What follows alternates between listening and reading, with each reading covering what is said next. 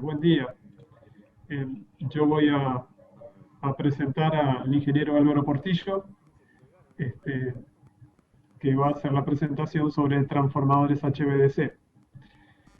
El ingeniero Álvaro Portillo es ingeniero industrial, se graduó en 1979 en la Universidad de la República Oriental del Uruguay como ingeniero industrial opción eléctrica, y desde el año 1977 hasta 1999 se dedicó a la docencia en la Facultad de Ingeniería, inicialmente en el área de matemática, para luego dedicarse al área de ingeniería eléctrica. Del año 1979 a 1985 trabajó en la empresa UTE en el área de montaje y mantenimiento de transformadores de potencia. Durante los años 1985 y 1999 trabajó en la fábrica de transformadores MAC de Uruguay, fabricante de transformadores de 20 MVA hasta 72,5 kV, dedicado al Álvaro Portillo al área de desarrollo. Desde 1990 hasta nuestra fecha, ha dictado cursos de diseño, guías de carga, operación, ensayos en campo y fábrica, mantenimiento y reparación de transformadores en Uruguay, Brasil, México, Guatemala, Costa Rica, Colombia y Noruega. Desde el año 2000 a la fecha es consultante de la empresa dedicada a montaje y mantenimiento eléctrico Ingener en Uruguay.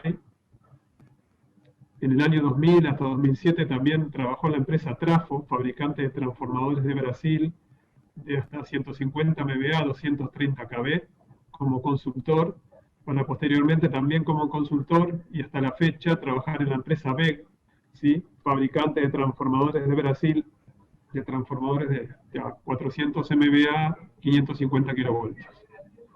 Desde el año 2010 a la fecha es profesor en la Universidad de la República del Uruguay, en la Facultad de Ingeniería, en cursos de posgrado referente a transformadores.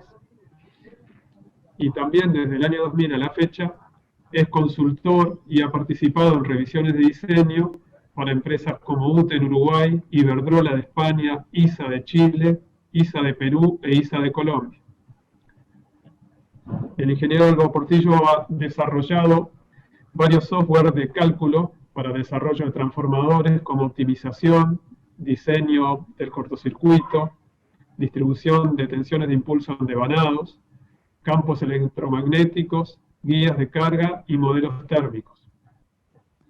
También es miembro de IEEE, miembro de la SIGRE, en la cual participa de varios grupos, ha participado y participa actualmente de varios grupos de SIGRE referido a los temas de transformadores. También es miembro de IEC, donde ha participado en la revisión de varias normas, en particular la guía de carga que se publicó en 2018 y actualmente en la revisión de la parte 5, aguante al cortocircuito, y la parte 2, calentamiento. Sus más recientes publicaciones son, junto con Bård Gustafsson y César Martín, la implementación de un modelo de transformador de caja blanca en programas de simulación para MTP. A su vez también con Luis de Oliveira y Federico Portillo, el cálculo de parámetros de circuitos de modelo de alta frecuencia para transformadores de potencia, usando FEM, que ha sido presentado en un coloquio en Croacia.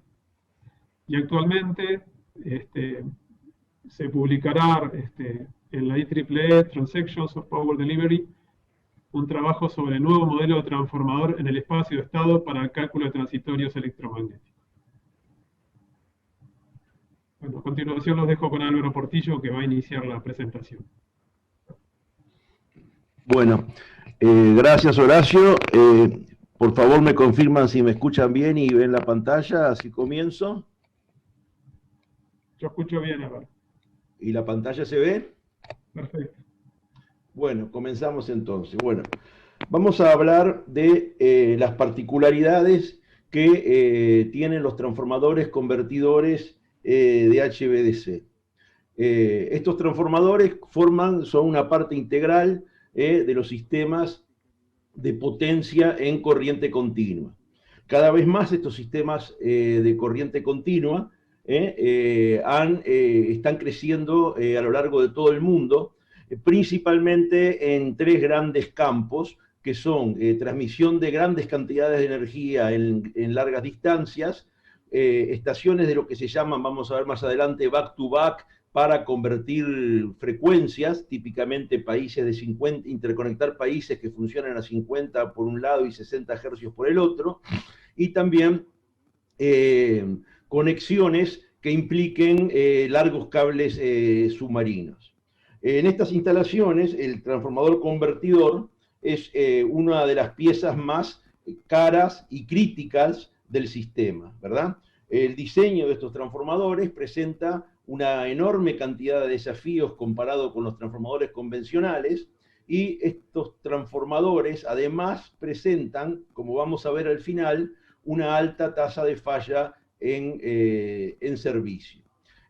Como en definitiva es imposible separar los transformadores convertidores de los sistemas de potencia en HVDC, vamos a hablar un poco como introducción sobre los sistemas de potencia de HVDC, porque vamos a ir viendo que hay una gran variedad de sistemas, hay una gran variedad de soluciones, y eso hay que conocerlo para saber cómo influye esas particularidades en el diseño del transformador convertidor.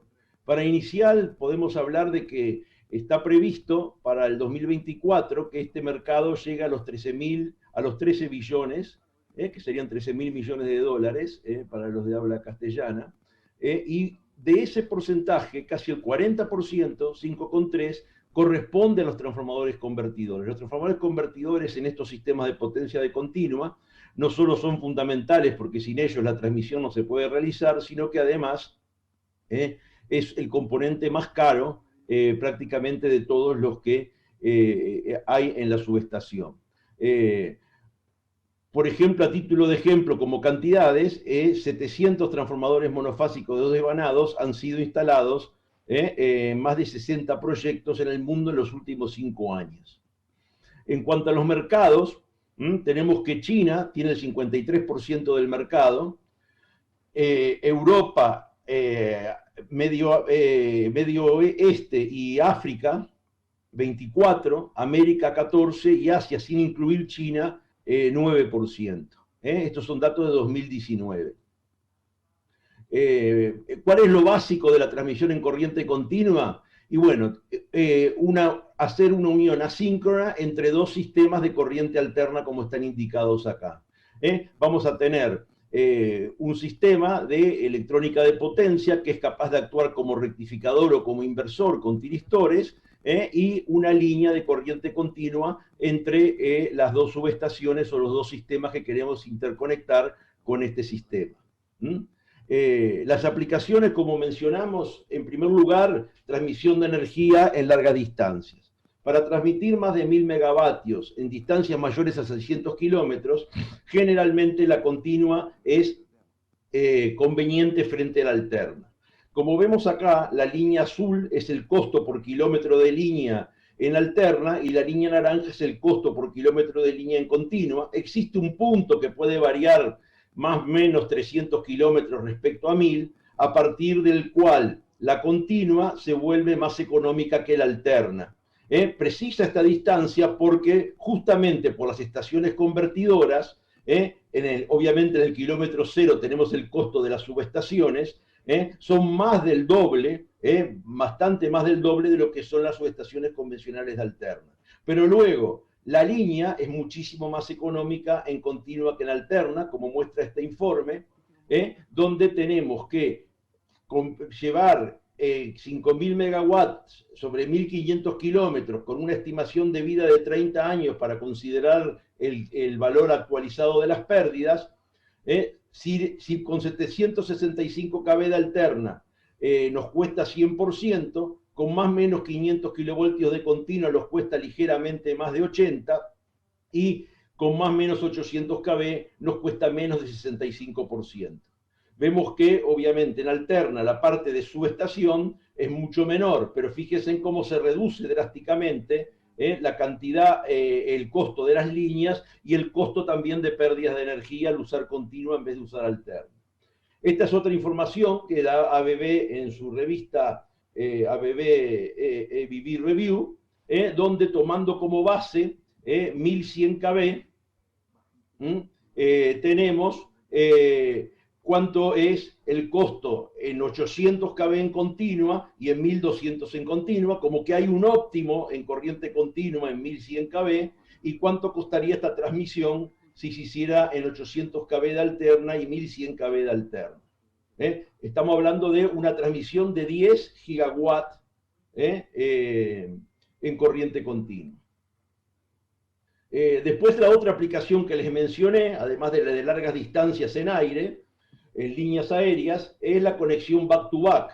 Por ejemplo, como ustedes saben, Uruguay y Argentina tenemos 50 ciclos, Brasil tiene 60, y tanto Uruguay como Argentina están unidos con Brasil a través de estaciones convertidoras como la que se muestra en la foto, que es la estación convertidora de Melo, propiedad de UTE, que conecta Uruguay con Brasil, ¿verdad? Acá vemos la sala de válvulas y acá vemos los transformadores de un lado y los transformadores del otro. Esta es la playa de 50 hercios para el lado uruguayo y esta es la playa de 60 hercios para el lado brasilero, y acá vemos uno de los transformadores de reserva. Vamos a ir hablando un poco más de esta conversora. Acá tiene un esquema visual, digamos, dibujado de la conversora, donde se ve la sala de válvulas. Este es el inversor de uno de los lados, y este es el inversor del otro de los lados. Puede transmitir energía para cualquiera de los dos lados. Acá se ven los transformadores instalados a cada lado de la conversora. Acá vemos un mapa, un mímico de la conversora, donde vemos los transformadores, que después vamos a ver más en detalle cómo están compuestos, y los rectificadores de 12 pulsos con tiristores, de un lado y del otro, todo esto en el mismo edificio. Característica de estos transformadores: bueno, esta conversora es capaz de transmitir 508 megawatts en continua. Para eso usa transformadores monofásicos de 216 MVA, que fueron diseñados de forma de que pueden operar tanto del lado de 50 como del lado de 60 hercios. De esa forma se tienen 6 unidades monofásicas y una unidad de reserva. Aquí están las características. Del lado de 50 hercios en Uruguay son de 500 kb, del lado de Brasil de 525, tiene un conmutador de 35 posiciones, pero que en el lado de 50 se usa desde las posiciones 6 a 35, y desde el lado de 60, el 34 y 35 no es usado. Son transformadores monofásicos de 3 bobinados, nivel de aislación de 500 estándar, pero el nivel de válvulas, que es de 70 kb, podríamos pensar que sería clase 72,5, tiene unos niveles de aislamiento correspondientes a clase 100 kb. La otra tercera gran aplicación que cada vez está ganando más adeptos por los grandes parques eólicos que se están instalando en el Mar del Norte, en Europa, es cuando tenemos que conectar en forma submarina, por ejemplo, 2 sistemas de corriente alterna. Si esta conexión submarina tiene longitudes mayores de 50 kilómetros, la continua se vuelve más eficiente, y ni que hablar para tensiones de mayores de 80, longitudes mayores de 80 kilómetros, es prácticamente la única opción que tenemos para evitar la altísima potencia capacitiva que generan esas longitudes de cable.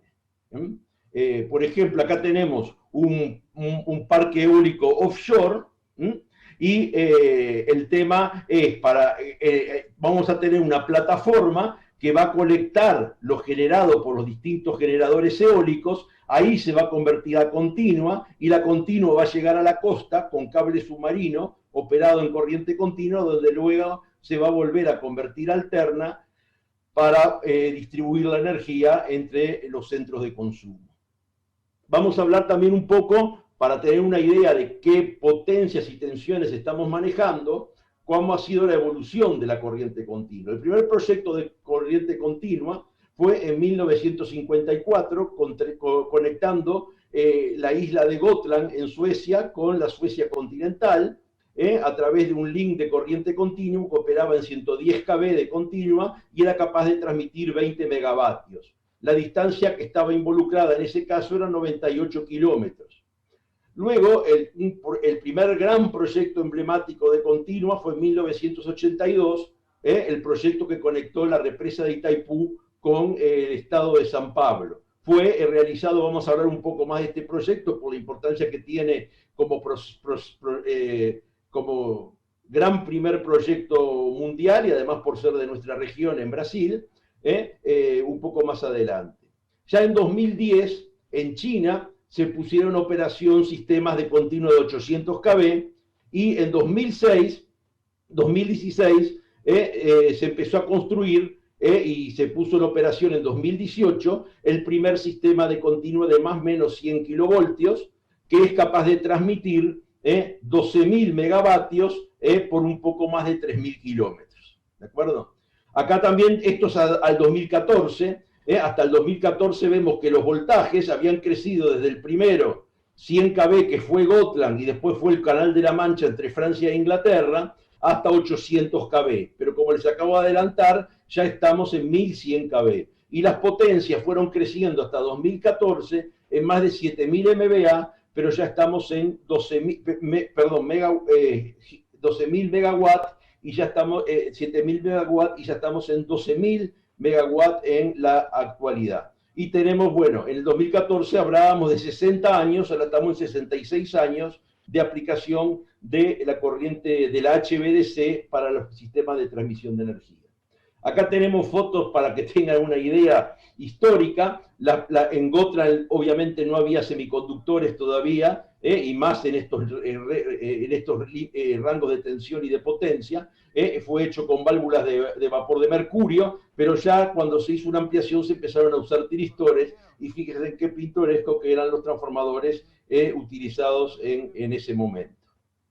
Cuando ya vemos en China, que vimos que tenía el 53% del mercado mundial de esta tecnología, en 2010 había previstos 23 proyectos que están listados ahí, no los vamos a ver, pero vamos a centralizarnos en el proyecto más grande que se ha desarrollado hasta el momento. Como les decía, es un proyecto de 3.324 kilómetros entre Changi y Wuquan, cerca de Shanghái. Es capaz de llevar 12.000 megavatios en 1.100 kilovoltios. El proyecto costó 5.900 millones, 5,9 billones de dólares. Se comenzó a fabricar en el 2016, a construir, y se completó en diciembre de 2018. En cuanto a los transformadores, participaron ABB, Siemens y TVA. ABB y Siemens son conocidos fabricantes internacionales, mientras que en el caso de TVA es un fabricante chino muy importante para fabricante chino propiamente, capital 100% chino, pero tiene entre sus antecedentes haber sido el primer fabricante mundial de transformadores de 1.100 kV en alterna, bancos de transformadores monofásicos donde cada fase tenía 1.000 MVA. Bueno, pero fíjense en las potencias, ¿verdad? Para uno de los extremos, 607,5 MVA cada fase.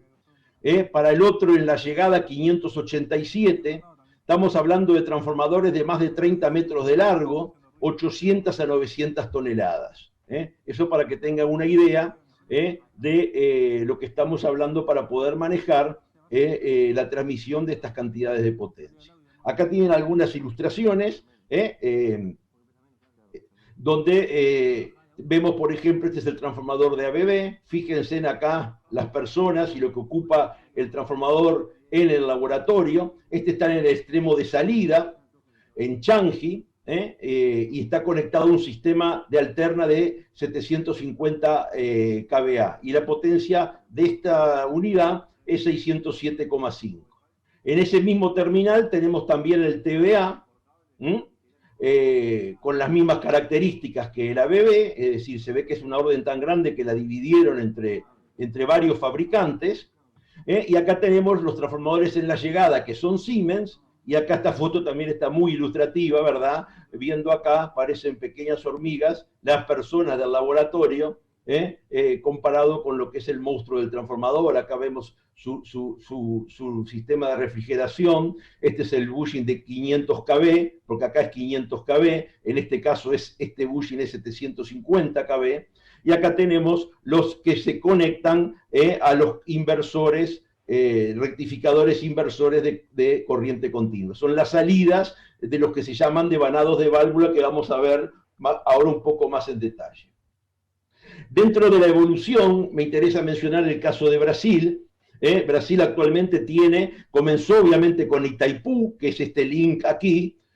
Tiene en Garaví la conversora de 2.200 megawatts back-to-back con Argentina, y últimamente tiene el proyecto de Río Madeira y el proyecto de Belo Monte. Río Madeira 7.000 megawatts, cada uno de los Belo Monte 2.000, con distancias de entre 2.300 y 2.500 kilómetros. Y esto es un estudio de cómo podría en el futuro interconectarse los distintos circuitos norte, sur, este y oeste de Brasil con corriente continua. Pero eso es un proyecto a largo plazo. Quiero comentarles, como le decía, Itaipú. Itaipú es un proyecto emblemático por haber sido el primer proyecto a gran escala, con altas tensiones y grandes potencias, ¿verdad? Itaipú históricamente tiene 18 máquinas, pero como es binacional entre Paraguay y Brasil, la mitad de los generadores pertenecen a Paraguay en 50 hercios y la otra mitad a Brasil en 60 hercios. Pero la potencia que genera Itaipú alimenta el sistema paraguayo, pero obviamente, fíjese, acá tenemos 6.300 megawatts, para que tengan una idea, el pico del Uruguay es menos de 2.000, en el orden de los 2.500 megawatts. Por lo tanto, el excedente de Argentina de energía generado por Paraguay se transmite al sistema brasilero por corriente continua. ¿Por qué? Porque el sistema paraguayo es 50 hercios y el sistema brasilero es 60 hercios, ¿verdad? Entonces, acá hay una estación de 500 kV, llega a una estación en San Pablo de 345 kV, donde están los convertidores en los dos extremos, ¿de acuerdo? Mientras que la parte generada directamente 60 hercios se transmite en 765 kV de alterna, con compensación serie en las líneas, y llega a la estación de Tijuco Preto, también en el estado de San Pablo. Esta parte de aquí, que es la que interesa en nuestra presentación, está un poco más detallada aquí, donde ven que tenemos convertidores de 12 pulsos. Vamos a ver que esto se llama bipolo, más 600 kV para un lado, menos 600 kV para otro, y tenemos dos sistemas de estos como los que aparecen aquí. Como todo tipo de equipo, para especificarlo y ensayarlo, precisamos tener o referirnos a determinadas normas, ¿verdad? Nunca es buen consejo inventar normas para un determinado equipamiento. Teníamos actualmente una norma IEC y una norma ANSI IEEE. La norma IEC era la parte 2 de la 361-378, editada en 2001, pero que fue reemplazada por la nueva norma, que ven que es Dual Logo, se llama esto, es una norma IEC IEEE, Power Transformers, la parte 57.129, que es Transformer for HVDC Applications. Y la IEC tenía la 57.129, que también fue sustituida por esto. Sigue en vigencia la 378-3, que es una Application Guide para transformadores convertidores en general, tanto industriales como para aplicaciones de HVDC. Entonces, esta es la norma fundamental que ahora es tanto válida. Eso es importante en un tema de tanto futuro como este. Ya no va a haber esa dualidad que hay norma ANSI o norma internacional, no. La norma es una norma que vale tanto como IEC y vale como IEEE. Para los que tengan interés en profundizar en la parte de HVDC, acá tienen la referencia de un excelente video muy didáctico por George Shedd, donde explica básicamente y compara el HVAC con el HVDC, ¿verdad? Para quien tenga interés es altamente recomendable que asistan, es un video de acceso público que está en la internet, y también es de acceso público este documento, publicado por Alstom, actualmente General Electric, ya hace unos años, pero que tiene muy interesante información sobre HVDC. Tanto de la estructura del HVDC como las particularidades de los transformadores convertidores, de los filtros, de los smoothing reactors, etc. Pero bueno, vamos ahora a entrar en un aspecto un poco más detallado, ¿verdad? Porque esto va a afectar directamente a los transformadores. Hay dos grandes tecnologías en la parte de rectificadores inversores utilizados para pasar de alterna a continua y de continua a alterna. La dominante es la Light Commutated Converters o Current Source Converters, que utiliza tiristores, ¿verdad?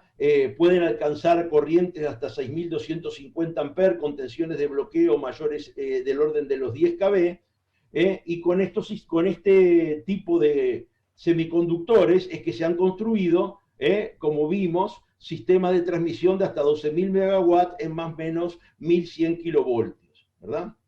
En este tipo de conversión o de tecnología, ¿verdad? La corriente no cambia nunca de sentido. Para invertir el flujo de potencia, se invierte la tensión de los puentes de semiconductores en los dos extremos.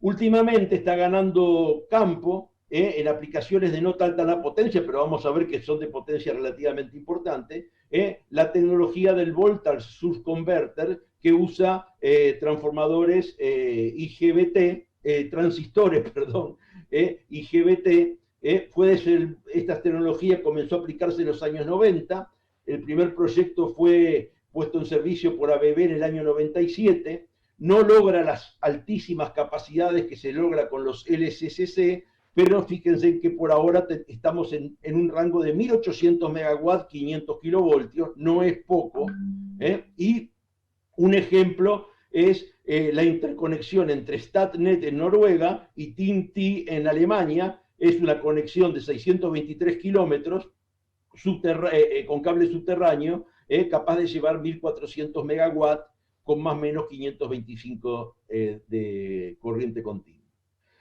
Bueno, para recordarles, está el famoso rectificador con diodos de 12 pulsos, donde tenemos que la alterna se convierte en pulsos. Acá vemos el efecto de la conmutación. Cuando se pasa la corriente de un diodo para otro, hay una pequeña deformación, pero bueno, tenemos básicamente 6 pulsos por ciclo. Si estos diodos los convertimos en tiristores, podemos, regulando el ángulo del tiristor, podemos ir teniendo distintos valores de tensión, regular la tensión. Y para disminuir el ripple, generalmente se usan prácticamente 2 o más puentes, ¿verdad?, para lograr rectificadores de 12 pulsos. Esto ya nos está llevando, desde el punto de vista del transformador, que vamos a requerir para formar el puente de 12 pulsos, 3 devanados, ¿verdad? La estrella, que se va a alimentar desde el lado de alterna, y después uno de los puentes va a ser alimentado en estrella y otro de los puentes va a ser alimentado en delta, para poder darle entre las dos alternas que alimenta un puente y el otro un desfasaje de 30 grados que permita generar la tensión con forma de onda de 12 pulsos. Aquí vemos más en detalle, ¿verdad? Y también vemos que por los que se llaman devanados de válvula, estos dos secundarios que están acá, esta es la forma de onda que va a tener la corriente.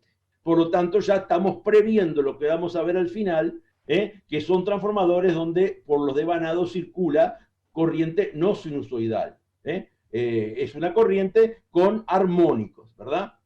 Esto ocurre en los devanados de válvula y esto ocurre en el devanado primario, que compagina la suma de estas dos corrientes convenientemente.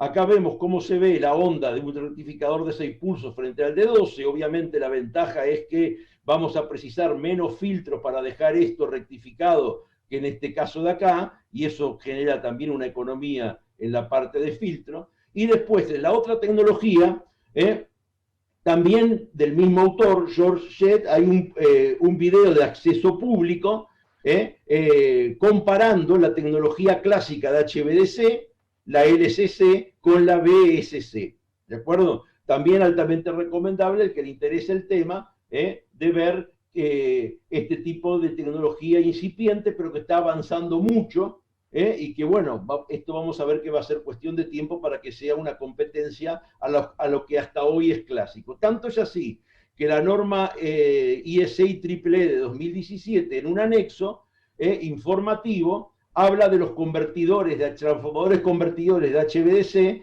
para utilizar con este tipo de tecnología, ¿verdad? Entonces, vemos que, fíjense en lo que menciona, the operating stress that are applied to the converter transformer feeding a voltage source HVDC converter are also quite different from the stresses imposed on converter transformers using current commutated HVDC valves. Es diferente la tecnología, son diferentes los transformadores. El resto de nuestra presentación se va a referir a los LCC, ¿de acuerdo? En el caso de que ustedes tengan que especificar un transformador para BSC, fíjense en lo que menciona al final de este anexo. As the stresses and service condition for the transformer depend on the configuration and operation strategy for the voltage source converter, our normal service conditions have to be fully defined and specified by the purchaser. Y por ejemplo, ¿qué tipo de voltaje va a aparecer? ¿Qué tipo de corriente va a circular con el transformador? Esta tecnología no es única del punto de vista de lo que le impone el transformador. Así que esto se va a complicar más con el tiempo para lo que estamos involucrados con el tema de diseño de transformadores. Vamos ahora a ver los distintos tipos de configuraciones que se usan para convertir energía, para transferir energía por medio de corriente continua, y qué implica esto desde el punto de vista de los transformadores. El sistema más simple, tenemos el rectificador de 12 pulsos con retorno por tierra, ¿verdad? En la mayor de las conexiones, en la mayoría de las conexiones por cable subterráneo, esto es lo que se utiliza. Fíjense que acá tenemos, como ya estábamos viendo, ¿verdad? Un transformador estrella-estrella y un transformador estrella-triángulo en cada extremo para alimentar cada uno de los puentes del rectificador de 12 pulsos. Pero también se puede hacer el retorno por un segundo conductor, ¿verdad? Los electrodos de puesta a tierra tienen un costo importante, que en transmisiones que por alguna razón sean de corta distancia, puede no justificar y puede ser más económico tener un conductor de retorno. También en caso en que la transmisión se realice en terrenos con alta resistividad. Lo más usual es el bipolar, ¿verdad? Donde tenemos un bipolo positivo, un polo positivo y otro polo negativo. La ventaja es que estos dos polos pueden funcionar independientemente. Si este polo sale de servicio por alguna razón de mantenimiento o falla en los transformadores o en las válvulas, la transmisión de energía se puede seguir haciendo, obviamente con la mitad de la potencia, con el polo que no ha tenido problemas, ¿de acuerdo? Y después tenemos las configuraciones back-to-back. Esto generalmente, como vimos en la figura de Melo o en las fotos de Melo, está en una única sala. La conversora de Melo usa esta configuración, pero también existe como alternativa a esta. Y bueno, esto se va a utilizar siempre que sea necesario convertir de 50 a 60 Hz o viceversa. Bueno, en base a esto que vemos a medida que la potencia del transformador va creciendo, lo más simple es tener un transformador trifásico de 3 devanados.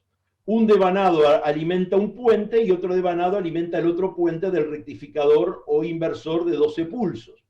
Esta es la solución más compacta, más simple, más económica. Pero a medida que la potencia va creciendo, esto para poder transportar el transformador, para que el transformador quede de dimensiones razonables, aquí tenemos que una opción puede decir, ¿por qué no usar dos transformadores trifásicos, pero de cada uno de dos devanados. Uno estrella-estrella y otro estrella-triángulo. Este alimenta el puente superior y este alimenta el puente inferior. Entonces ya el transformador sigue siendo trifásico, pero su potencia la dividimos a la mitad. A medida que la potencia sigue creciendo, y fíjense que les estoy hablando de 12.000 megavatios y transformadores que terminaron teniendo por fase en China, los que les mostré de Siemens, ABB y TVA, más de entre 570 y más de 600 MVA por fase, ahí nos vemos obligados a pasar a la solución de decir, bueno, muy bien, basta de transformador trifásico, empecemos a probar qué nos da con transformadores monofásicos. Un primer intento puede ser 3 transformadores monofásicos de 3 devanados cada uno de ellos. Así que acá tenemos una unidad, acá partimos entre 2 y acá partimos entre 3. Si eso no es suficiente, la solución que se usa en estas grandes transmisiones, que estamos hablando de miles y miles de megavatios, son 3 transformadores monofásicos de 2 devanados. Entonces, para alimentar el puente superior, tendremos un banco estrella-estrella, para alimentar el puente inferior tendremos un banco estrella-triángulo. Pero fíjense en que acá nos informa Siemens que cuando estamos en 500 kV, ¿verdad?, podríamos tener esta o esta solución. Típicamente cada uno de los puentes andan del orden de los 250 kilovoltios por las limitaciones de los tiristores. Pero cuando ya se hizo 800, que podríamos decir que ya no es el top es 1100, fíjense en que acá se usan 2 puentes y 2 puentes para lograr los 800 kV. Es decir, no se usan uno de 400 y uno de 400 por limitaciones de la tecnología de electrónica de potencia. Entonces, fíjense en que acá tenemos de cada lado 1, 2, 3, 4 transformadores estrella-triángulo y lo mismo para los transformadores estrella-estrella. Así que el tema es realmente muy desafiante en cuanto a dimensiones y peso que resultan para estas gigantescas unidades. Ahora vamos a ver algunas figuras, algunas más nuevas, otras más modernas, pero básicamente para que tengan una idea de cómo se ve típicamente un transformador convertidor HVDC para distinguirlo de los transformadores convencionales. Acá tenemos estos bushing horizontales o ligeramente inclinados, son típicos de esta aplicación. ¿Por qué? Porque la sala de válvula está siempre dentro de un edificio. Y acá va entre el transformador y estos bushings, va a estar la pared del edificio. Son bushings que conectan el transformador con la parte interna del edificio. Esta parte del bushing va a quedar dentro de la sala de válvulas. Y acá tenemos un transformador monofásico de 3 devanados. ¿Por qué me doy cuenta que tiene 3 devanados? Porque estos dos alimentan el puente inferior. Acá tengo un devanado de válvula. Estos dos alimentan el puente superior. Y acá en la foto no se ve bien, pero en la figura, este sería el bushing que conecta con la alterna y este sería el bushing del neutro de la alterna. Ahora, esto sería el caso de un transformador con 2 bobinados, ¿verdad? De los que vimos para las grandes potencias. Uno va a alimentar una de las válvulas y el otro, con bujes tal vez con una inclinación mayor, va a alimentar el segundo escalón de las válvulas. Esto es más o menos 1100 kV, es la misma figura que les mostré en el otro caso, y este es el buje de 500 kV que conecta con la parte de alterna.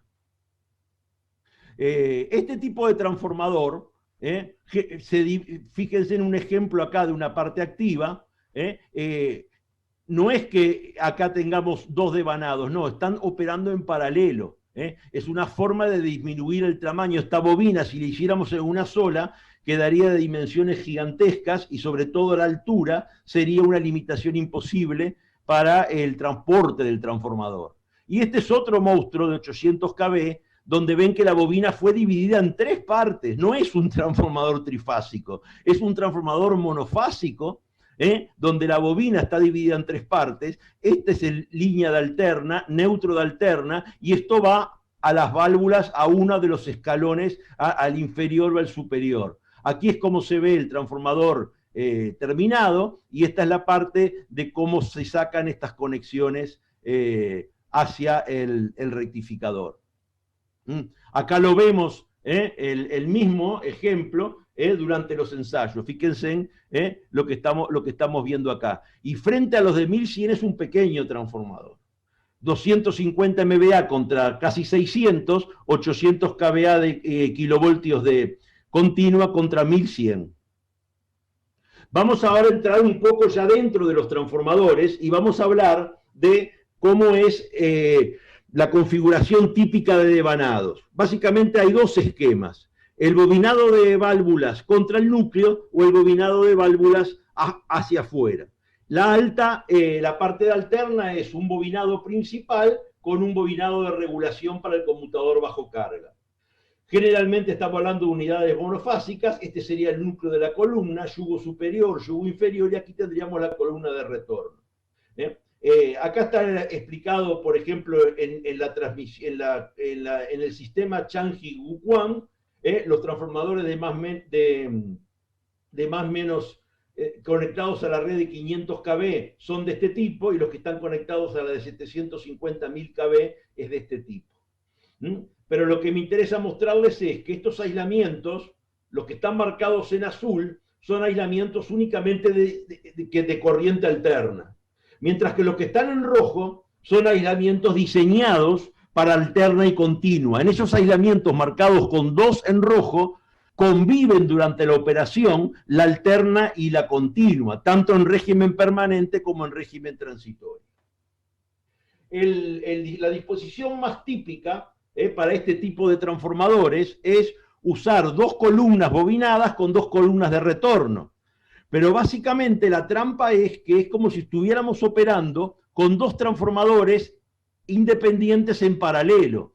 Este sería, por ejemplo, el transformador que tiene las válvulas conectadas en estrella, y sería el estrella-estrella, y este sería el transformador que tiene las válvulas conectadas en delta, y sería la parte estrella-delta.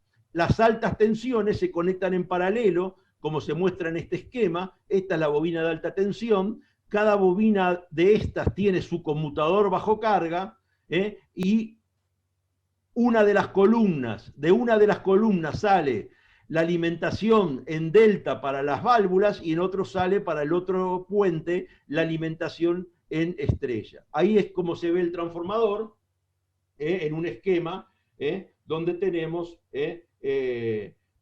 las 2 columnas, ¿de acuerdo? Aquí tenemos un esquema. Esto corresponde al transformador de la conversora de Melo. Ven que se ve aquí los aisladores que entran en la sala de válvulas, visto de arriba, visto del costado, el aislador de 500 kV, y acá vemos, esto alimenta el puente inferior y esto alimenta el puente superior, ¿de acuerdo? Respecto a los tipos de bobinados que se usan en estos transformadores, no hay grandes novedades. Se utiliza hélice, disco entrelazado, disco con countershield, disco con intershield, o discos sin espaciadores, que es la conocida bobina Smith, inventada por el fabricante holandés Smith.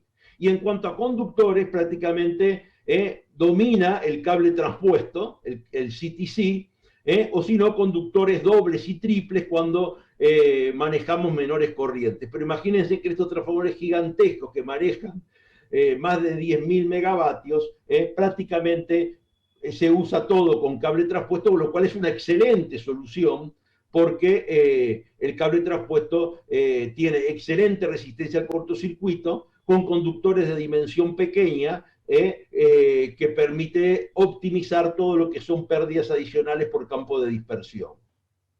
Esta es la clásica bobina de disco entrelazado. Así es el esquema del intershield, que es el conductor naranja flotante que le aumenta la capacidad. Y aquí es como se ve una bobina tipo disco sin espaciadores, a la cual es necesario agregarle canales para su refrigeración, porque perdemos los canales horizontales. Cuando vamos a pensar en el diseño dieléctrico, tenemos que pensar cuál es la diferencia entre alterna y continua. Y esto se ve muy simple si considero un condensador aislado por aceite y cartón. El modelo más simple de un aislante es una resistencia de aislamiento en paralelo con una capacidad que depende principalmente de la geometría que aparece aquí. Entonces, la tensión que aparece aquí es gobernada según sea alterna o continua, dependiendo de los condensadores en alterna y de las resistencias en corriente continua. Entonces, vemos que en alterna, que es lo clásico, cómo se distribuye el campo entre el aceite y el papel está dado por las permitividades, que típicamente la permitividad del cartón es el doble del aceite, no tiene gran dependencia con la temperatura, y eso nos lleva a que en alterna el campo eléctrico en el aceite sea el doble que el campo eléctrico en el papel. En alterna, el dimensionamiento del aislamiento es los gaps de aceite. Pero en continua predominan las resistencias y siguiendo estas cuentas que son muy simples, pero no las vamos a detallar aquí, el campo eléctrico en el cartón y el campo eléctrico en el aceite está dado por las conductividades del aceite y del pressboard, que a 20 grados tienen una relación mayor que 100, dependen con la temperatura y esto lleva a que en continua el campo eléctrico esté concentrado en el aislante sólido y que prácticamente, como se muestra acá, no haya campo eléctrico en el aceite. Esto es lo que sucede y estamos acostumbrados a ver en alterna, pero esto es lo que se produce en continua. En alterna, los aislamientos sólidos son básicamente para separar los gaps de aceite en gaps de aceite más pequeños que tienen mejor soportabilidad. Pero en continua, el campo está prácticamente todo concentrado en el material sólido. Esto va a tener consecuencias, como vamos a ver al final, en las particularidades que deben tener los procesos de este tipo de transformador. Fíjense en cómo se ve un aislamiento de un bobinado de válvulas, en el cual, como vimos, coexiste la alterna y la continua. Es un aislamiento muchísimo más reforzado que los mayores aislamientos que podamos encontrar en alterna. Esto es una visión de Alstom de la diferencia de un cálculo de campo magnético en el ensayo de tensión aplicada de alterna y de continua para un transformador convertidor, donde se ve claramente que en alterna el que trabaja es el aceite y en continua el que trabaja es el cartón. El mismo tipo de estudio presentado por Siemens también nos da la misma visión. Esto es general y nos muestra una de las particularidades principales de este tipo de transformador. Otro de los puntos importantísimos son los bushings correspondientes a los devanados de válvulas. Para eso tenemos una norma que también es dual logo, que tiene por objeto el análisis de estos transformadores. Obviamente que sigue valiendo la 60-137 o la 57-1900. Acá, digamos, esta norma refiere a estas dos, pero tiene todas las particularidades que se agregan a estas dos por la aplicación de los aisladores pasantes en corriente continua. Esta norma y esta norma, que eran la norma de IEC para aisladores pasantes de continua y la IEEE, han sido sustituidas por esta nueva edición de la norma. Así que tanto para transformadores convertidores como para los aisladores pasantes tenemos normas con dual logo IEC y IEEE. Acá vamos a ver una cosa muy particular que nunca la vemos en alterna. En alterna, el aislador pasante se mete dentro del tubo y directamente entre el aislador y el tubo hay aceite y nada más. Para que esto pueda funcionar en continua, requiere un complejísimo sistema de pantallas que se muestran acá y que llevan a que ya el aislador pasante no pueda ser ensayado independientemente de este aislamiento para su correcto funcionamiento en corriente continua. ¿De acuerdo? En la última edición del SIGRE que se hizo virtual, presentaron este trabajo, ingenieros de State Grid de China y de Hubei Electric Power Research Institute, muy interesante, sobre distintas soluciones para este tipo de conexión en alterna. Y fíjense en que menciona, most insulation failures, either in factory test or in operation, happened here. Esto es un punto muy crítico del diseño de los transformadores de HVDC. La salida del devanado de válvula y esta unión acá, que está magnificada aquí, que tiene la diferencia de que si no diseñamos correctamente todas estas barreras, no es suficiente solo con el bushing. Por lo tanto, acá hay un trabajo conjunto entre el fabricante del aislador y el fabricante del transformador para lograr una estructura que se pueda probar. Acá adentro está esta estructura en forma conjunta y poder lograr que el sistema de conexión del transformador a las válvulas funcione con éxito y en forma segura. Acá tienen otras fotos donde se ve el sistema. Todo esto que vemos acá en cartón, en un transformador de alterna no existe, ¿verdad? Bueno, otro punto crítico son los conmutadores bajo carga, ¿verdad? Primero porque normalmente tienen rangos de conmutación mucho mayores que los transformadores de alterna. Si vieron el transformador de Melo tenía rangos que llegaban casi a más o menos 30% de regulación, con 35 taps. ¿Qué otra característica tiene? Bueno, aparecen altos voltajes de recuperación y también hay un desafío en cuanto a la corriente. Fíjense en que las corrientes, ¿verdad?, que tenemos en este caso, me dan combinadas corrientes que tienen un pasaje por cero muy rápido y eso complica el corte de la corriente. Ustedes saben que la corriente en alterna, el conmutador bajo carga es un conmutador, y corta corriente en alterna. El corte de esa corriente se hace cuando la corriente pasa por cero. Y la particularidad que tiene la corriente de estos transformadores es que el pasaje por cero, teóricamente, se produce en tiempo cero. Esto obviamente no es así, pero es un pasaje con un DI sobre DT muy grande y hace que los conmutadores para HVDC deban ser dimensionados especialmente para cada proyecto. No se puede tomar uno de los conmutadores que están en los manuales porque generalmente eso puede dar origen a problemas. También la impedancia de cortocircuito de nuestros transformadores es especialmente crítico.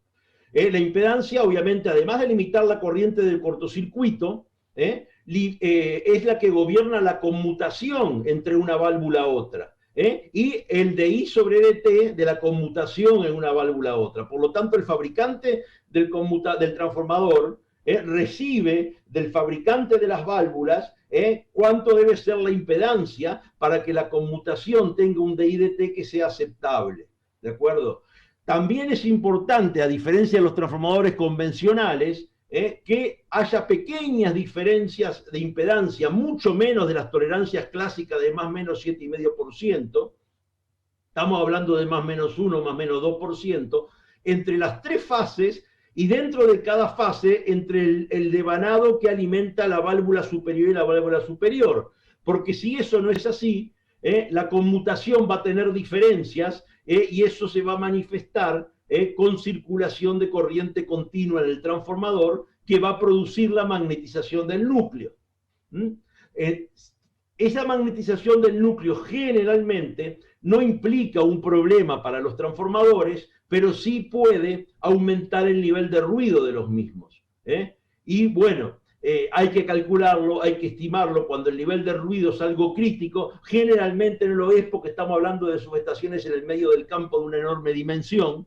Pero si en algún caso lo llega a hacer, atención con este punto porque es un desafío. No vamos a poder ensayar el ruido con alterna y con continua, ¿de acuerdo? Entonces tenemos que confiar en el cálculo.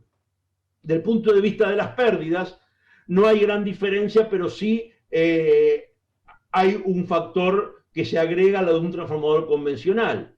Tendremos las pérdidas de vacío y las pérdidas en carga. Las pérdidas en carga son las pérdidas óhmicas, o llamadas pérdidas de continua, las pérdidas debidas al flujo magnético de dispersión, a la densidad de flujo de dispersión en los devanados, las corrientes de circulación debido al mismo flujo y a transposiciones que no sean hechas en forma perfecta, y después el campo de dispersión en los elementos, el efecto en las paredes del tanque, prensayugos, tapa, se generan pérdidas. Este campo de dispersión genera pérdida en todo elemento estructural donde ese campo llega.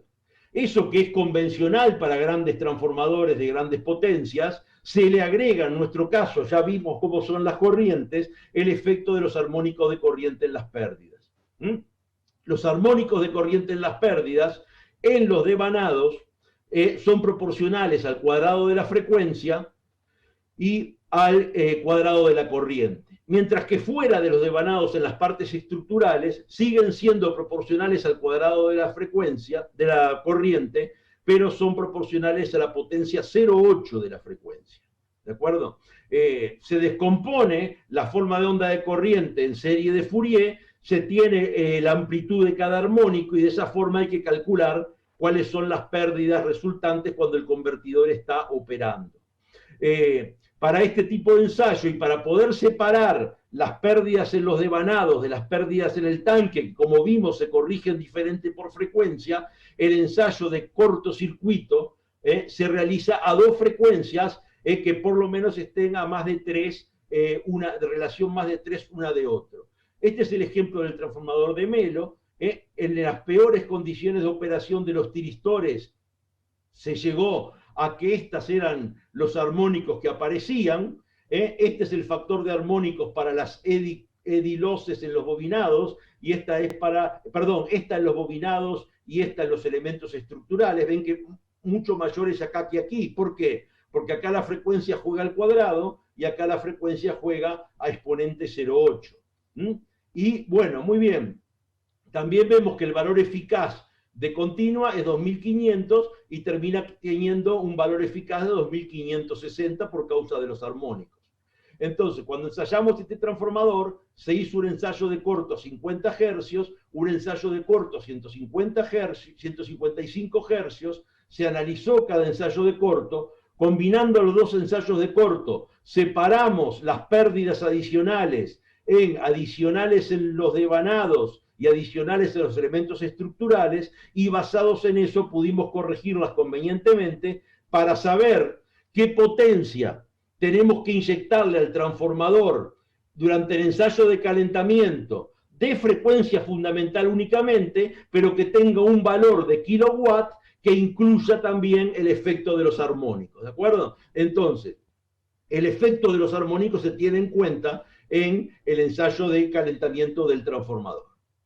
El tema del hotspot, ¿verdad? Es clásico, como ven. Este también es el transformador de Melo nuevamente. Existe un fuerte campo radial en los extremos de las bobinas. Estas son las bobinas de válvula, esta es la principal y esta es la regulación. También en la regulación, el transformador usó en prácticamente todos los casos cable transpuesto, por lo tanto el efecto de este campo con estas distorsiones fue disminuido, ¿verdad? Pero esto tiene un gran efecto en el hotspot, ¿verdad? En un transformador convencional tenemos el aceite medio y la temperatura media de los devanados, pero el hotspot está en el aceite más caliente y en una zona que debido al campo radial tenemos más pérdidas que en el resto de la bobina. Por lo tanto, el punto de hotspot no está aquí, sino que está aquí. ¿De acuerdo? Controlar estas pérdidas y optimizar estas pérdidas, tanto en los devanados como en el tanque, es muy importante para este tipo de transformador de enormes potencias. Otro fenómeno que aparece también y que es muy importante es el de los transitorios de continuo. Los transitorios de continua, uno es cuando el transformador arranca de la nada, automáticamente aparece un escalón de continuo. Y eso va a originar, como vamos a ver en la siguiente figura, un transitorio. Y después el otro es la inversión de polaridad. Como les comenté al comienzo, estos rectificadores solo caminan con la corriente hacia un lado. Si queremos invertir el flujo de potencia de un extremo a otro, hay que invertir la tensión. Esa inversión de tensión continua se da en pocos ciclos, a efectos prácticos casi instantáneos, pero genera un transitorio cuyo acomodamiento lleva aproximadamente más de una hora. Esto está mostrado acá en un viejo documento del SIGRE, donde tenemos la operación a corriente continua normal, donde inicialmente tenemos una distribución capacitiva, pero luego tenemos una distribución resistiva, donde vemos que la mayor de la tensión cae en el cartón y la menor de la tensión cae en el aceite. Mientras que en el transitorio eso es como es clásico en alterna. La mayor parte de la tensión cae en el aceite y la menor cae en el cartón. Se arranca en este punto y se llega luego de aproximadamente una hora a este punto. Cuando energizamos pasa lo mismo, pero cuando invertimos la polaridad aparecen sobretensiones durante el transitorio y se demora aproximadamente una hora de llegar de este punto a este punto. Esto se ensaya y es una característica de los transformadores de HVDC. Respecto al sistema de enfriamiento, prácticamente sabemos que hay ON, OF o OD, sin bomba de aceite, con bomba de aceite, con flujo dirigido adentro de los devanados. Prácticamente todos los transformadores utilizan este método porque es el método más eficiente para disminuir el tamaño del transformador, ¿de acuerdo? También dentro de los devanados, el aceite está guiado de forma de asegurarnos que el aceite bañe toda la superficie de los devanados para aumentar la eficiencia de la transferencia. Este esquema correspondería a este, pero cuando la bobina es muy grande radialmente, se pasa a un sistema en el que el aceite entra por aquí y por aquí, recorre las bobinas, se junta aquí y luego sale, va haciendo un doble zigzag para optimizar la transferencia de calor. También por razones de espacio y de cantidad de potencia a disipar, se usan los intercambiadores compactos aceite-aire. No he visto utilizar, pero es otra alternativa, los aceite-agua, solo que el aceite-agua implica tener un circuito de refrigeración de agua disponible. Fíjense aquí, en este transformador que ya vimos en su momento de la Siemens, cómo se las ingeniaron para poner el sistema de refrigeración en la tapa del transformador de forma de disminuir el layout necesario para instalar este transformador en la subestación. Pasando ya a los cuidados especiales que tenemos que tener durante los procesos en fábrica, obviamente que el vapor phase es esencial para poder quitar la humedad del pressboard y del papel. El tema de humedad en pressboard y papel en estos transformadores, como vimos, por lo que ocurre en continua, es muchísimo, pero muchísimo más importante que en un transformador convencional, ¿verdad? El prensado luego de la estructura también es importante y tener un largo tiempo de impregnación porque los grosores de cartón son más grandes de lo normal para permitir que el aislamiento se impregne de aceite también es importante. Y aceite de alta calidad, con pocas fibras que no se alineen con la continua y muy baja conductividad también es fundamental, porque vimos que la conductividad del aceite jugaba un rol predominante en continua en cuanto a la distribución de tensiones entre el cartón y el aceite. Recuerden siempre, todo el mundo sabe que un transformador hay que secarlo, pero pocas veces he visto que a mí me hablaran sobre impregnar el aislante. El fabricante compra el aceite por un lado, compra el papel y el cartón por otro, obviamente seco. Esos dos aislantes por separado son dos aislantes que yo los calificaría como mediocres y logran, cuando impregnamos los aislantes sólidos con el aceite, el mejor aislante que se ha conocido hasta el momento y que se sigue usando desde hace 140 años. Pero entonces el fabricante es parte del proceso convertir los cartones y los papeles secos en cartones y papeles impregnados con aceite, ¿de acuerdo? Para que ese aislante tenga la calidad que tiene que tener y la soportabilidad que esperamos de él. La revisión de diseño de estos transformadores es tanto más importante que la revisión de diseño de los transformadores convencionales. Aquí tenemos este Technical Brochure, que es un complemento a las particularidades que tiene la revisión de diseño de los transformadores convertidores, ¿verdad? Nosotros hemos hecho con Horacio y con Rafael Hirsch la revisión de diseño de los transformadores convertidores de Melo, la octava unidad que se está comprando actualmente y que se está ensayando en estos momentos. Bueno, justamente hemos tenido que tener en cuenta cosas, particularidades que no habíamos considerado en revisiones de diseño de transformadores convencionales. Los ensayos de fábrica, como les digo, están en la nueva norma que sustituyó a las normas anteriores. Básicamente, la norma habla de secuencia de ensayos. Los ensayos dieléctricos deben realizarse luego de la medida de pérdidas y del aumento de temperatura. El voltaje de tensión inducida con descargas parciales debe ser el último ensayo dieléctrico a realizar. Eso es muy importante. Los ensayos básicamente son los mismos clásicos ensayos a los cuales se agregan ensayo de impulso de maniobra del lado de válvulas, ensayo de continua del lado de válvulas, ensayo de alterna del lado de válvulas, ensayo de inversión de polaridad, medida de descargas parciales con las bombas funcionando, porque acá se usa caudal de bomba muy grande en el papel, y hay que estar seguro de que eso no va a ocasionar electrificación estática. Entonces tenemos una serie de temas que deben ser considerados para no tener inconvenientes con este tipo de transformador. En cuanto a la operación, el monitoreo online es prácticamente esencial, ¿verdad? Para poder estar perfectamente instante por instante sabiendo lo que está pasando con estas unidades tan estratégicas, ¿verdad? La transferencia de energía que hay en estos links son miles, millones y millones de dólares diarios, centenas de millones debe ser si las comparo con lo que es para UTE la transmisión con Brasil, y bueno, perder esa conexión, lo menos que me importa es el costo del transformador, lo grave es el lucro cesante que se me origina por haber perdido el transformador. Seguramente con 1 o 2 días que pierdo de conversión, me compro una unidad de transformador. Por lo tanto, el valor del transformador cuando los pierdo es marginal, lo que pierdo es mi negocio.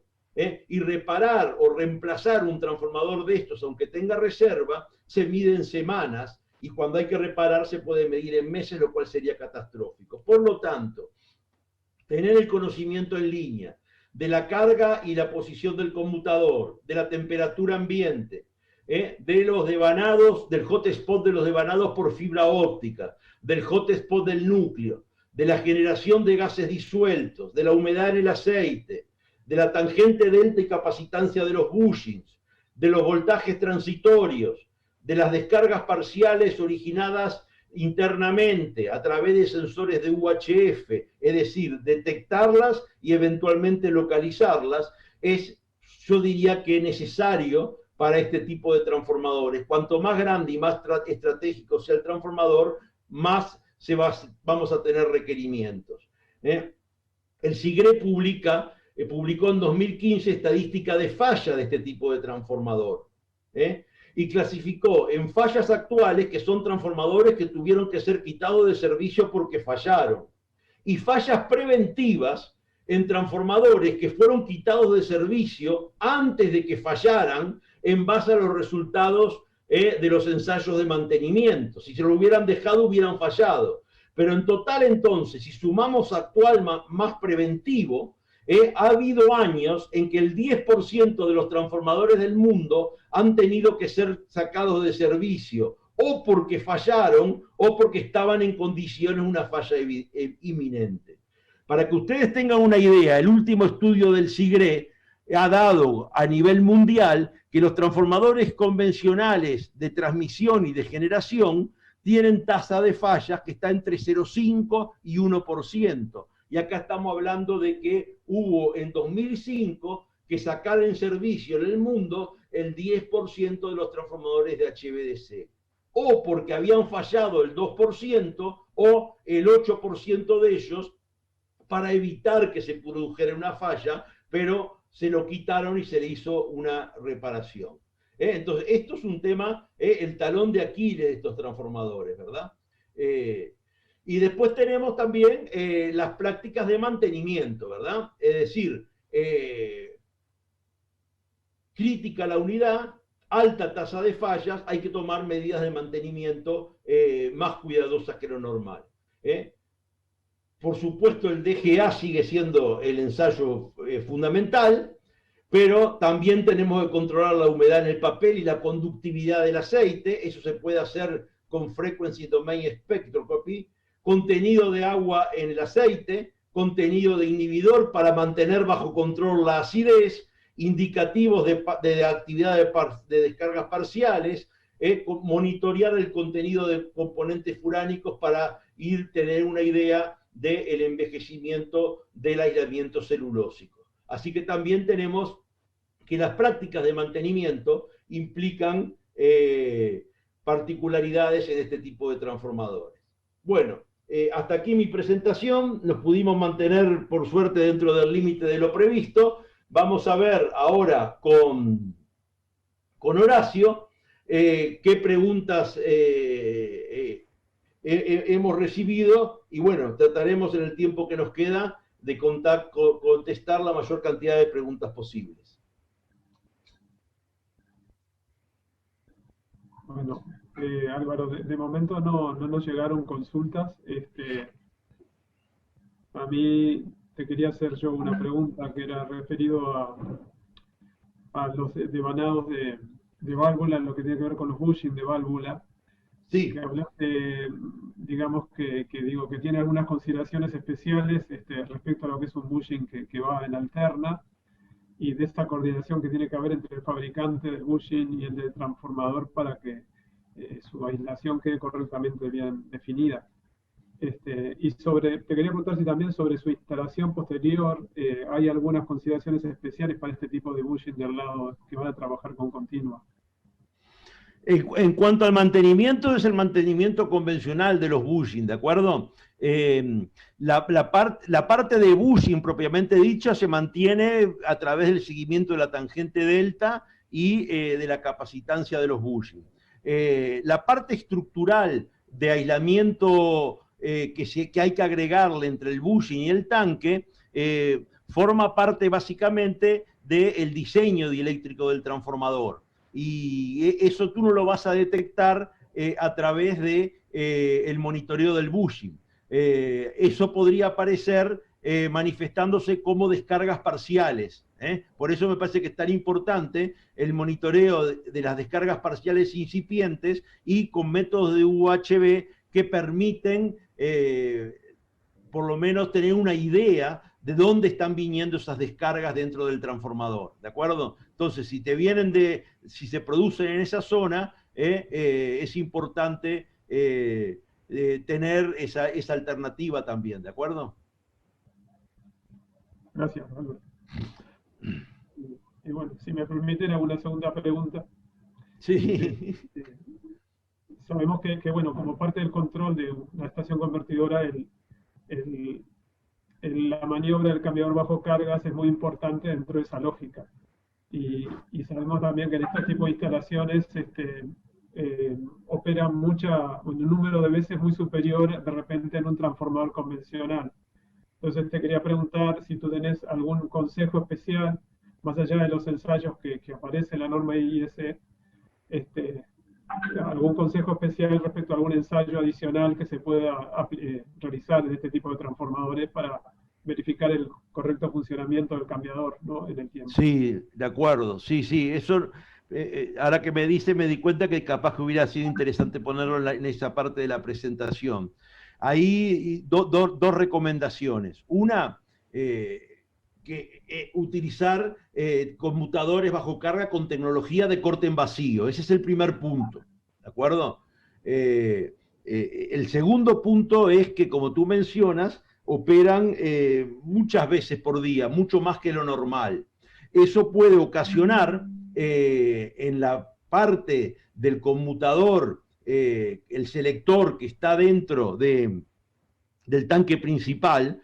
Ustedes saben que cuando el transformador pasa por el punto central y actúa el inversor, hay un momento que el bobinado de regulación queda flotante, y para eso se ponen resistores que controlan esa tensión para minimizar las chispas o los arcos que se van a producir en el inversor cuando pasa la bobina, la pone de sumar a restar.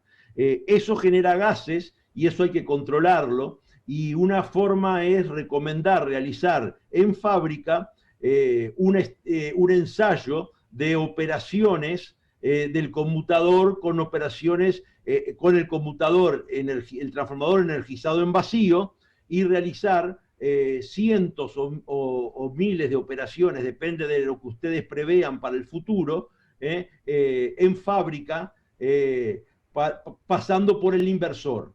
De estipular una cierta cantidad de pasajes por el inversor, realizar esa prueba, medir cromatografía antes y después y compararlo con datos de transformadores que ya se sepa que están en el servicio, trabajando tanto en conjunto con el fabricante del transformador como con el fabricante del conmutador.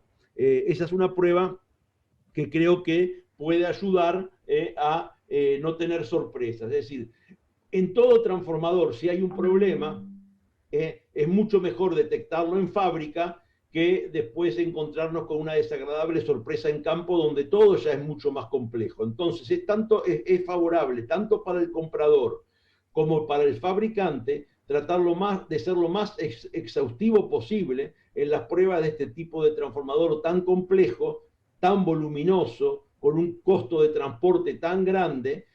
Cualquier operación que implique llevar un transformador de estos a fábrica es realmente una catástrofe. Entonces, la recomendación que sería, más allá del conmutador bajo carga, tratar de hacer los ensayos de la forma más exigente posible para estar seguros que el transformador que sale de fábrica sale en condiciones de operar sin problema durante muchos años. Recuerden también lo que acabamos de ver, la elevadísima tasa de falla que presentan estos transformadores. Y eso no es casualidad. No es porque... Sí. Una de las preguntas que recibimos es ¿por qué lo que más falla son los devanados de continuo en estos transformadores? Y bueno, porque justamente son los que más fallan, porque son los devanados, entre comillas, más anormales que tienen estos transformadores, en los cuales coexiste la alterna y la continua, tanto en forma permanente como en forma transitoria. Recuerden que yo les mostré acá, déjenme ver.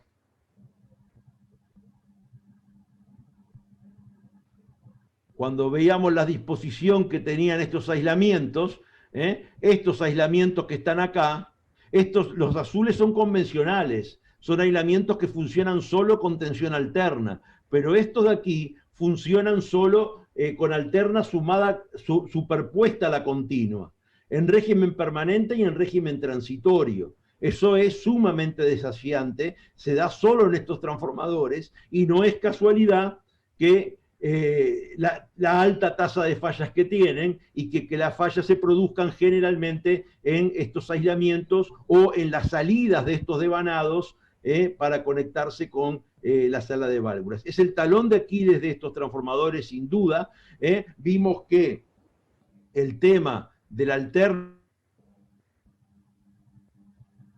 a que dependiera la parte de continua con la temperatura, y que todavía encima podemos tener transitorios en los cuales las cosas se empeoran, aquí, ¿verdad? Donde al pasar a un transitorio, ya no estamos más en régimen de continua y hay que empezar a considerar las capacitancias hasta que la continua llegue nuevamente a un estado de régimen.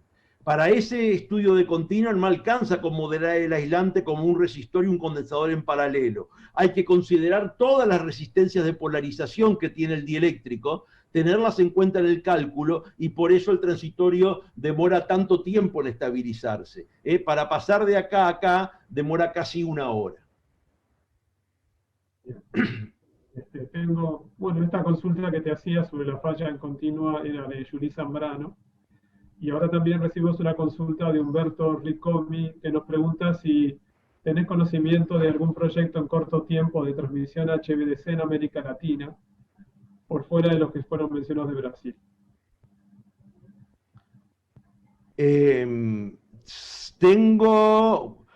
He recibido consultas por un proyecto que hay para interconectar Colombia, América del Sur, que sería a través de Colombia, con América Central, pero que sería entrando desde Colombia, entrando en Panamá.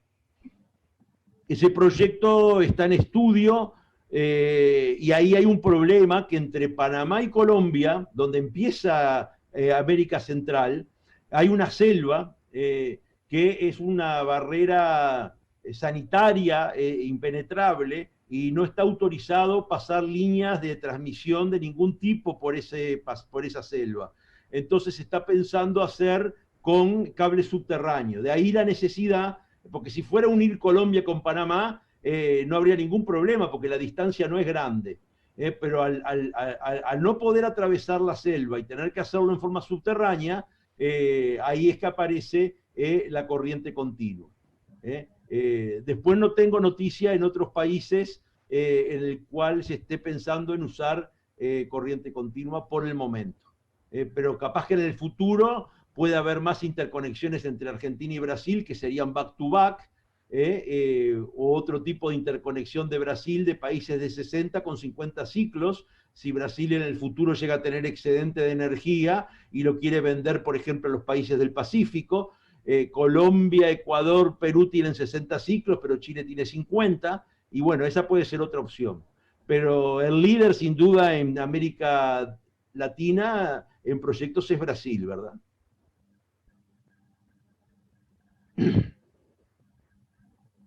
Bueno, bien Álvaro, no tenemos más consultas, así que bueno, te paso la posta a la gente de la organización y te agradecemos mucho tu presentación. Bueno, muchas gracias Horacio, y bueno, quedamos a las órdenes para cualquier consulta acá en la presentación que yo se la voy a pasar a los organizadores. Ahí tienen mi contacto, bueno, cualquier consulta que pueda surgir después me la pueden hacer por mail, ¿de acuerdo? Sí, acá una persona indica que la conexión entre Colombia y Panamá podría ser con cable submarino, aproximadamente 600 kilómetros, con un tramo de 130 kilómetros submarino. Claro, y ahí va a ser HVDC porque vimos que más de 80 kilómetros en alterna de cable es una locura, ¿verdad? Bueno, no sé si no hay más consultas. Pasamos a los organizadores. Nicolás, ¿está por ahí? Sí, muchas gracias, Álvaro. Bueno, Saludos. bueno, gracias, chao.